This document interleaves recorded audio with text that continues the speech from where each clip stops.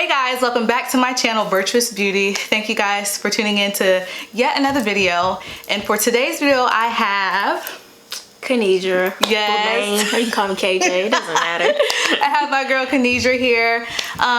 Today's video, what we're going to be talking about is something that we have experienced a year apart. Yeah. Same month. About the same situation. Yeah. And yeah, November is Preemie Awareness Month. And so we thought, why not share our experience about what happened to us and how can you prevent it, or what can you expect if you're in this situation. Right. Before we get into this video, make sure you like, comment, and subscribe. And as I always say, if you see this video on your timeline, make sure you share. So let's get into the video.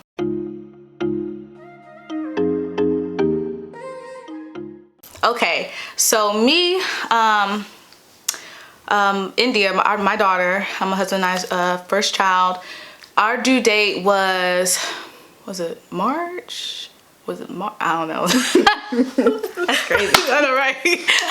March something, maybe like March 13th or something like that. And she was due on December 21st. She was born at 29 weeks gestation due to severe preeclampsia. And with me, I had excessive swelling. I had the streaks of lightning in my vision. I had the stomach cramps towards the end, which made them hurry up and, give me a emergency C-section. What about you? Same thing. We actually, it's weird. So my son's due date was March 28th. So we both have that in common. Then he was born in December as well. Yeah. So they were both like 3 months apart. Yeah. Well, not 3 months apart, but Yeah. And his gestation, I had him at 23 weeks. Yeah. So that's a big difference, girl. But it's crazy, though. It's crazy. And then you had preeclampsia and I had HELLP Syndrome, which is worse than preeclampsia. So it was just an interesting situation. Yeah. Did you have the streaks of lightning? Yeah, I couldn't see. Like, my vision was like blur. Like, I felt like I was like going blind. I was like, I thought it was my glasses at first. Yeah. And I kept doing like, and it was crazy. So the thing is, I would ask my sisters, I'm like, do y'all see this in y'all vision? And they was like, T, no, that's not normal. And it didn't click that like this could be because of my pregnancy. And I was seeing that probably for about like 2 weeks before. I think mine was like a whole month, but I didn't notice. I just didn't notice. I thought it was really my vision. And I thought it was like pregnancy. Okay, this is what you do. Yeah. When you're pregnant. Yeah. And then also you say you experience cramp. I experienced headaches. Yeah. I experienced chest pains. I remember, yeah. My stomach was hurting in the middle. My back was hurting. Your back? Really? And then I knew it started getting worse on Thanksgiving. So I was eating last year on Thanksgiving with my family, and they thought I had like gas maybe. That's what it felt like. That's what it felt like. I was but it wasn't going away. It wasn't, no. I went to the bathroom and I felt, okay, maybe I took this, number 2. Okay, it feels better now. And I'm like, then the next day, and it's like I was tossing and turning at nighttime, crying and stuff, and I'm just like, what in the world? And I took some. Not working. Same. Notice when I used the bathroom, like my urine was dark. And I know for a fact I was drinking soda, but it was not like an everyday thing. Yeah. Like, no, I know for a fact I drank a lot of water. Yeah. And when I did that, I went to the bathroom. It was bubbly. That's a sign, because that's what they told me in the hospital when they was giving me the urine test. Did they give you urine test? Yeah. Same thing. Well, they didn't give me a urine test the day I went to the hospital. They gave me a urine test when I went to the doctor's office to figure out what in the world what was going on with me. Really? And when I went there, it was December the 3rd. No, December the 2nd, I went to the doctor. And I was telling them I don't feel good. They was like, oh, you might have a UTI. I'm like, this is not a UTI. Right. And they went to the back to check on Trey, ultrasound. And they said, oh, he's fine. Me, the mom. He looks good. Oh, he's 1 pound. Yeah. Well, at first I think they said ounces or something, but they weighed him wrong or whatever. Look at him. You want a 3D? I'm like, sure, but I'm telling you I don't feel good. So I waited in the in the lobby? Oh. Yeah, the lobby. I want to call it vestibule. We in church. And I was like, we waited. And then they was like, oh, go to Walgreens and get you some Advil and some Tylenol. No, they said Tylenol. Get some Tylenol and get some cranberry juice. I remember you told me that. that, I was like, no, okay, they not understanding what I'm saying. When you told me that, I was like, are you serious? Yes. Because I had called her, and I knew because she experienced something similar, and I was calling her for everything almost when it come down to pain. And I, that night I never forget, I cooked for me and my husband DJ. If you know me personally, you know I love to eat. So for me not to eat that night, it was something serious. It was to the point, if the lights was on, I couldn't stand it. Yeah. My head was, and I took Tylenol, and then it felt good for 10 minutes, and my head, and it felt like somebody was squeezing my brain. Oh, Lord. Yeah. That hurts. Like, even you explaining that hurts. Yeah. Like, it felt like somebody was squeezing my brain, and then I was to the point walking like a old lady, like bent over and stuff, and then that next day, that's when I called you, and that's when the situation, so I was in pain, y'all, for almost 3 weeks not knowing, but on Thanksgiving Day, that's when the pain worsened, and then throughout each day it got worse and worse. So that morning when I called you, I called her and I was like, what do I need to do? I was telling her every detail. I know it was a lot of information, probably was nasty, but I was like, my pee this and my blood. I thought, because first on that Sunday when I went to church, I thought I was having a miscarriage because I was bleeding. I was like, Lord. Was it a lot or a little bit? It was a little bit, but you see scared, blood, you just like, what in the world? And then I called you back, fast forward until on that Tuesday, December the 3rd, I called you and I said, all the all the things that was going on with me. I was here too, you told me. Really? Dang. Yeah. And because she said, y'all, she said, pack up your bags. Me ain't trying to be all faithful. Be half faith and stuff. Listen, I did not pack up my bags. I took my laundry, took it to my in-law's house in pain, but to the point I was driving like Jesus, like hurting and stuff. Like, I should have listened. I did not pack that night, y'all. But I went to the bathroom at my in-laws' house, and I'll never forget. I know this is a lot of information, but it's just the truth. Girl. I could not get up from the toilet. I know it sounds weird, but I was just like, I feel like I was stuck.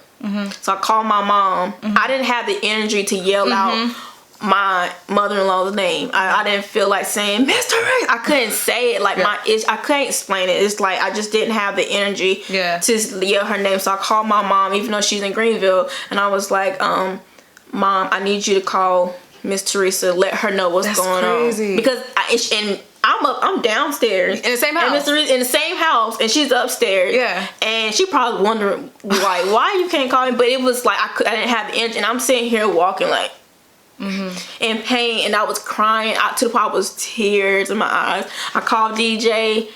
DJ came. Yeah. He was working in South Carolina, Columbia, so he was on that gas. He had to be going like 80 or 90 miles. For sure. He came to Matthews, North Carolina. Yeah. I went to the hospital, but here's the thing. When I went to the hospital, I could not walk. I was sitting here bent over. Yeah. My mother-in-law gave me a wheelchair. Yes, good. And I went to the front desk, and I said, clearly, I promise, I put on everything I said. I'm 23 weeks, and I'm pregnant. Okay, we're going to get you to have a seat. 2 or 3 hours later passed by. Not 2 or 3 hours. 2 or 3 hours passed by, and we waited. Yeah. I'm trying not to have an attitude. Yeah. Trying to let Holy Ghost work and stuff. Yeah. They took me to the back to do an ultrasound. Yeah. I'm like, can I get seen now? It was like, I told them I was pregnant.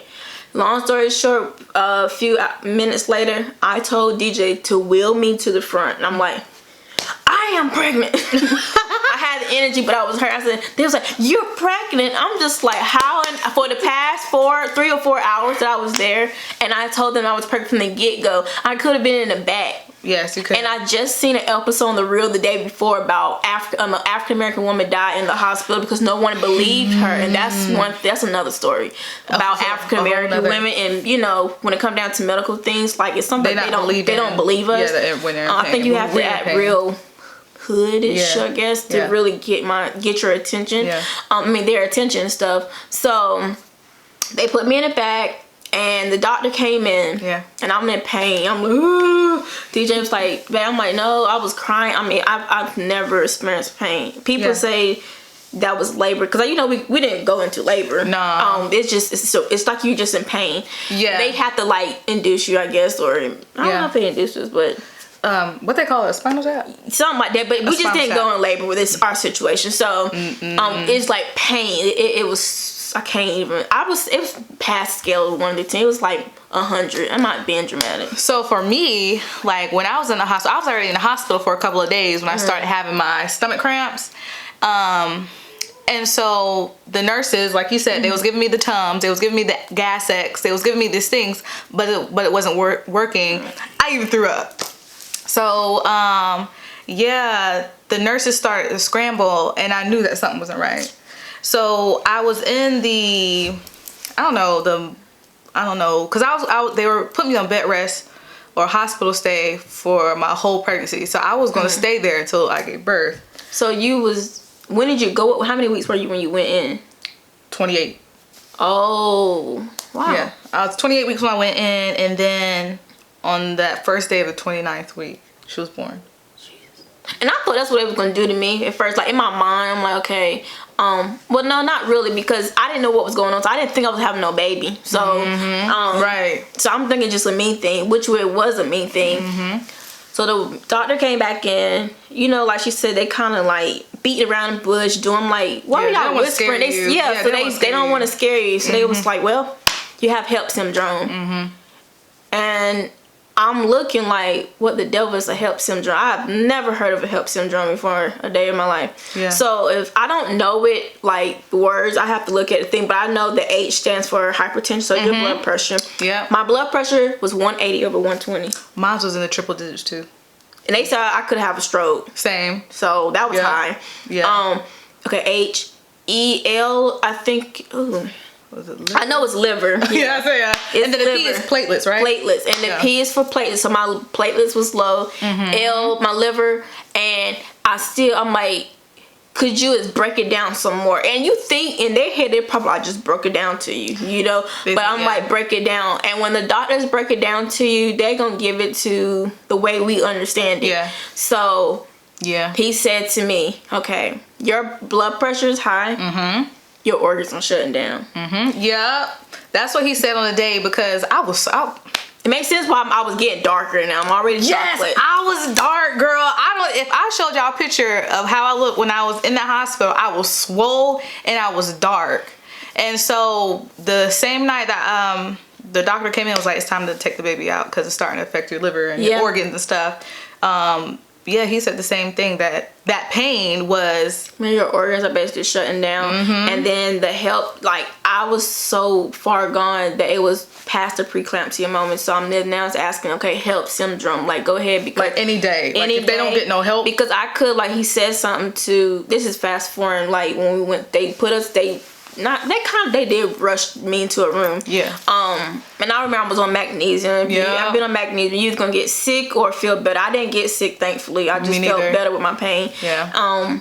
But I was scared and nervous because I'm like, what in the world's going on? So when we finally went into the room, you have all these doctors coming in. I mean, a bunch of doctors coming in. They talking, they whispering, and it's too much. People on the computer people handing stuff out, give me some shots. It was scared. They put like a shot in my butt. They put 2 shots. So it's like a steroid. Yeah, to help the baby's lung advance. Yeah, and I'm like, what in the world's going on? I was out of it, but then I can feel myself, like leaving. What does that feel like? What you mean? What it feels like? Yeah. Okay. Like you're levitating, like it's like honest, like you know, you have like, cause your body. Yes. You feel like you can feel yourself like fading away.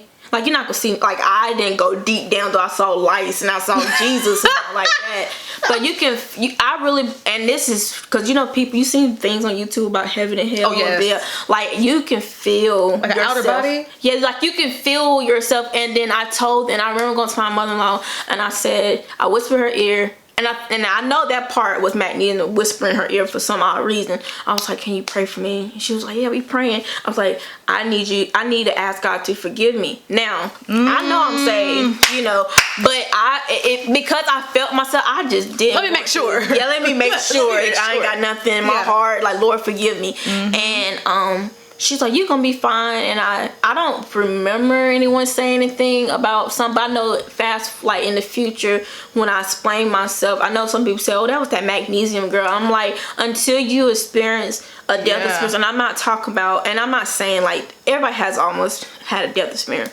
but I'm saying I'm talking about the death experience where you can feel yourself like leaving here. Then you can talk to me about that. But other than that, I know what I felt. It was not magnesium, and I promise.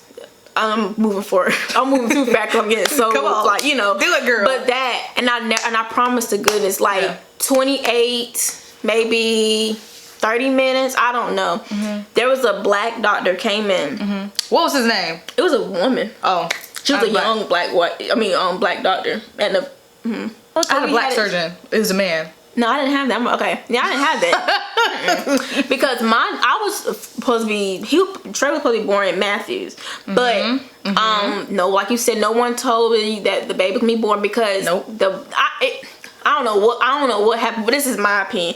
I believe my husband or somebody in that room said, like, y'all need to tell us what's the deal. Because all they kept saying, okay, HELLP Syndrome, and she's her organ shutting down, whoop-de-doo.